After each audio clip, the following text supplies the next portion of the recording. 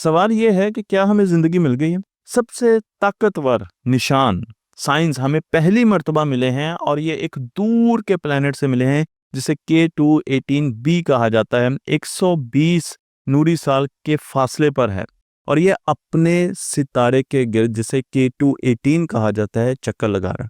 ये सितारा अपने सितारे के गिर्द जिस मैदान में चक्कर लगा रहा है उसे हैबिटेबल जोन कहा जाता है। ये ऐसा इलाका है जहां पर पानी लिक्विड फॉर्म में होता है, जिस तरह ज़मीन, यहाँ पे पानी माया फॉर्म में मौजूद है। अगर हम सूरज की तरफ जाएंगे तो पानी स्टीम नज़र आएगा, स्टीम की फॉर्म में मिलेगा। और अगर हम ज़मीन से पीछे की तरफ जाएंगे, सूरज से दूर जाएंगे, तो पानी जमा हुआ मिलेगा मुख्तलिफ प्लैनेट्स पर। इस किस्म के प्लैनेट K2-18b जो हमें नज़र आए, इसे हाइशन प्लैनेट्स, एक्सो प्लैनेट्स कहते हैं। इसका मतलब यह है कि इसमें खुश्की भी है और इसमें गैसेस भी हैं। इस किस्म का प्लैनेट हमारे सोलर सिस्टम में मौजूद नहीं है, इसलिए हम अंदाज़ा नहीं लगा सकते कि ये किस किस्म की ब्रीड है। ये एक मिक्स ब्रीड है। हमारे पास या तो गैसेस वाले गैसो प्लैनेट्स हैं जो कि बड़े बड़े हैं, सैटर्न है, फिर नेपच्यून है, और इसी तरीके से हमारे पास खुश्की वाले बहुत से प्लैनेट्स हैं, जैसा ज़मीन है, मार्स है, मरकरी है।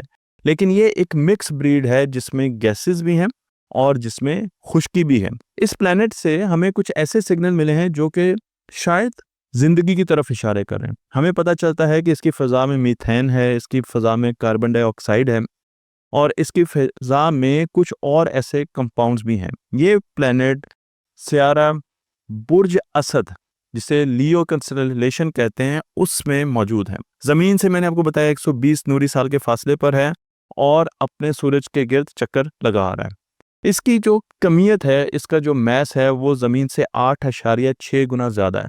तो इसका मैस बहुत ज़्यादा और इसका रेडियस 2.6 गुना, तो ज़मीन से बड़ा है। और इसे सब नेपच्यून की किस्म का सियारा कहा जाता है, यानी इसमें मुकम्मल तौर पर चट्टानें भी नहीं हैं और इसमें मुकम्मल तौर पर गैस भी नहीं है। ये एक मिक्स सियारा है। इस सियारे को सबसे पहले हबल टेलीस्कोप ने देखा। हबल टेलीस्कोप ने इस सियारे को देखकर इस पर निशानदेही की कि यहाँ पर हमें कुछ ऐसे सिग्नेचर मिल रहे हैं।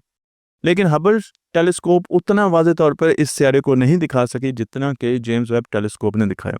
जेम्स वेब टेलीस्कोप का एक ऑब्जर्वेशन हबल टेलीस्कोप की 8 ऑब्जर्वेशन से ज़्यादा इंफॉर्मेशन दे रहा है। और जेम्स वेब टेलीस्कोप ने 2 ट्रांजिट किए हैं। इसका मतलब यह है कि 2 मरतबा इसकी बड़ी डिटेल्ड ऑब्जर्वेशंस दी है और उसने देखा है कि अगर वो जब इसके प्लॉट करता है, इसके केमिकल्स को प्लॉट करता है, जो मैं आपको यहाँ पर दिखा रहा हूँ, तो आप देख सकते हैं कि यहाँ पर आपको जगह जगह पर CO2 और मीथेन नज़र आ रही है। लेकिन साथ साथ आपको एक और केमिकल भी नज़र आ रहा है जो कि है डाईमिथाइल सल्फाइड। ये एक सल्फ़र गैस है जो कि हमारे समंदरों के ऊपर भी मौजूद होती है और ये सल्फ़र गैस, जिसे हम DMS भी कहते हैं, ये आती है फाइटोप्लैंक्टन से। फाइटोप्लैंक्टन समंदर की नन्ही जानदार किस्म है। ग्रीन एल्गी का नाम आपने सुना होगा, जो कि समंदरों के ऊपर हमें नज़र आती है। वो मैरीन एल्गी जो कि सब्ज़ रंग की, ब्लू कलर की हमें नज़र आती है, जो कि समंदरों के ऊपर तैर रही होती है, वो फाइटोप्लैंक्टन से मिलकर बनती है।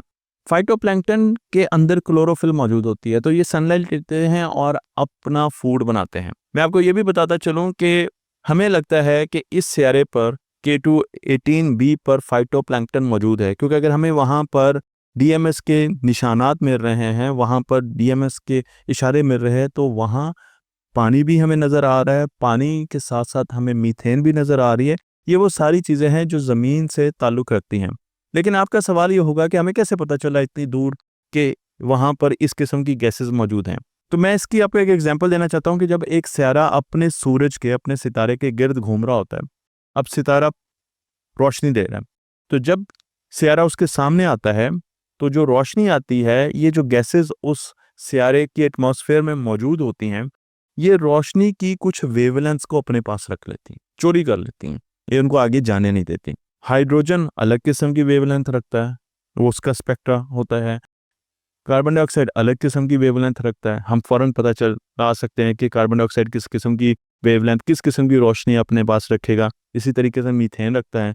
तो जो हमारे पास बकिया रोशनी आती है, उसे हम प्लॉट करते हैं और हम देखते हैं कि इनमें से कौन कौन सी वेवलेंथ्स नहीं है, और जो जो वेवलेंथ्स नहीं है उनसे हमें पता चलता है, इसको हम स्पेक्ट्रोस्कोपी कहते हैं, उससे हमें पता चलता है कि कौन कौन सी गैसेस इस सियारे पर, जो सामने सियारा आ रहा है, इस पर मौजूद हो सकती हैं। इस रिसर्च पर काम किया है बहुत से साइंसदानों ने। मैं आपको यहाँ पर दिखा रहा हूँ डॉक्टर निकू, जो कि यूनिवर्सिटी ऑफ कैम्ब्रिज से हैं, और उन्होंने कहा कि हमने इसके चट्टानी और इसकी जो गैसेस हैं उनको देखा है और हमें नज़र आता है कि ये एक हाइशन एक्सोप्लैनेट है। इसको मुताला करने की ज़रूरत है क्योंकि इसमें बहुत ज़्यादा पोटेंशियल है कि यहाँ पर ज़िंदगी हो सकती है।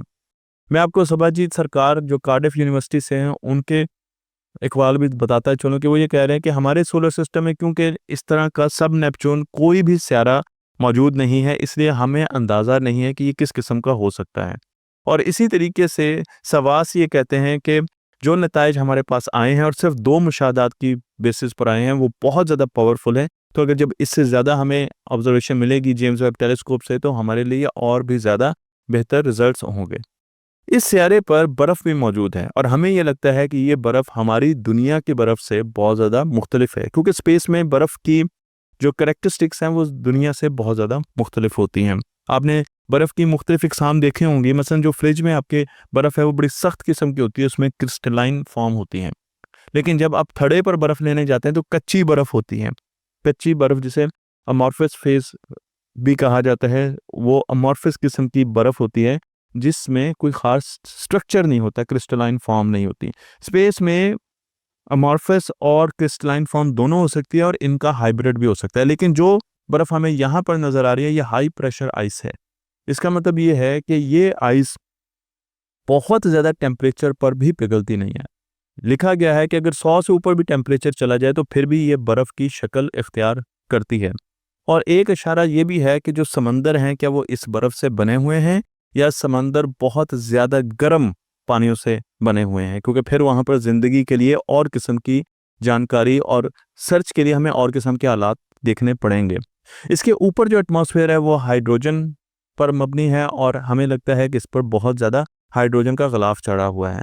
अब सवाल ये होता है कि जब हमारे पास मीथेन भी है और जब डीएमएस भी है, तो फिर हम क्यों नहीं कह देते कि ये ज़िंदगी है वहाँ पर जो इनको प्रोड्यूस कर रही है। तो मैं आपको यहाँ पर दिखाता हूँ ज़मीन में मीथेन कौन-कौन प्रोड्यूस कर रहे हैं। ज़मीन में बायोलॉजिकल जितने भी हमारे पास ऑर्गेनिक सब्सटेंसेस हैं, वो जब डिके करते हैं तो वो मीथेन प्रोड्यूस करते हैं। आप सेब को खाकर ज़मीन पर फेंकें, वो जब गलेगा तो वो मीथेन प्रोड्यूस करेगा। माइक्रोबियल लाइफ मीथेन प्रोड्यूस करती है। तो ये तो ज़िंदा चीज़ें होगी, इससे हमें लगता है कि वहाँ पर लाइफ है क्योंकि मीथेन है। लेकिन आतिशफ़िशां भी मीथेन प्रोड्यूस करते हैं और जब एटमॉस्फेयर के साथ सूरज की किरणें आके टकराती है तो वहाँ पर भी मीथेन प्रोड्यूस होती है, उन गैसेस से जब वो इंटरेक्ट करती है। तो हमें शक इस वजह से है कि वहाँ पर हो सकता है आतिशफ़िशां हो, वहाँ पर हो सकता है कि सूरज की रोशनी की वजह से, उनके सितारे की रोशनी के इंटरेक्शन की वजह से उन गैसेस से मीथेन प्रोड्यूस हो रही है। और बिल्कुल ऐसा ही हम डीएमएस के बारे में भी कह सकते हैं कि डीएमएस भी बायोलॉजिकल एक्टिविटी की वजह से भी प्रोड्यूस हो सकता है, माइक्रोबियल लाइफ की वजह से भी प्रोड्यूस हो सकता है, लेकिन नॉन बायोलॉजिकल एक्टिविटीज़ की वजह से भी पैदा हो सकता है, मसलन वो आतिशफ़िशां से और इस तरह सूरज की रोशनी की किरणों का इंटरेक्शन से हो सकता है। अब सवाल ये बनता है कि हमारे पास जब डेटा ज़्यादा आएगा, जेम्स वेब टेलीस्कोप और ट्रांजिट करेगी और ऑब्जर्वेशंस लेगी और हमें अगर हर जगह पर एक ही जैसा डेटा नज़र आता है और बार-बार नज़र आता है कि हमें ऐसे मॉलिक्यूल्स मिल रहे हैं और उसके अलावा भी हमें कुछ और मार्कर्स मिलते हैं जो कि ज़िंदगी की पहचान देते हैं, तो हमें लगेगा कि वाक़ई हमारा डेटा ठीक है। इसलिए अब जेम्स वेब टेलीस्कोप में इस पूरे रिज़ल्ट को दोबारा वेरीफ़ाई करने के लिए मिड इंफ्रारेड और मिरीस के साथ ये एक ख़ास किस्म का आला है जो कि मिड इंफ्रारेड रेंज में चीज़ों को डिटेक्ट करता है, उससे दोबारा इसका डाटा पूरा का पूरा वेरीफाई किया जा रहा है। इस पेपर को स्टैब्लिश किया है, पब्लिश किया गया है एस्ट्रोफिजिकल जर्नल लेटर्स में और उसके साथ साथ अब इस पर मज़ीद तहकीक होगी कि इस सियारे में 18b में हमें किस किस्म की ज़िंदगी मिल सकती है और वो ज़िंदगी हमें कायनात के बारे में क्या बता सकती है। मुझे उम्मीद है ये वीडियो आपको पसंद आई होगी। तख्ते ऑनलाइन को लाइक कीजिए, शेयर कीजिए और इस फिल्म को दूसरों तक पहुँचा दीजिए।